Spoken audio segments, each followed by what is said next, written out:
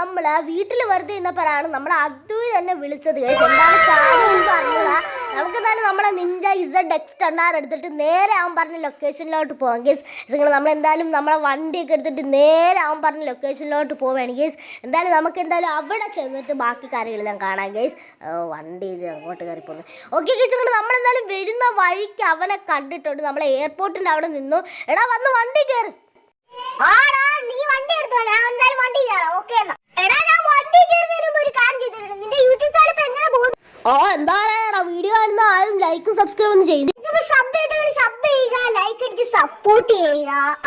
ഓക്കേടാ, അതൊക്കെ അവർ ചെയ്തോളൂടാ. അതിൻ്റെ ഇടയ്ക്ക് നമ്മൾ വണ്ടിയിലിടിച്ചു, ഒന്നും പറ്റാവുന്നത് ഭാഗ്യം. രക്ഷപ്പെട്ട്.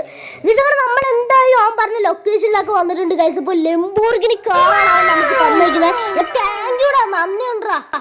നന്ദിയൊന്നും വേണ്ട, നീ വണ്ടി എടുത്തോണ്ട് പോക്കോ.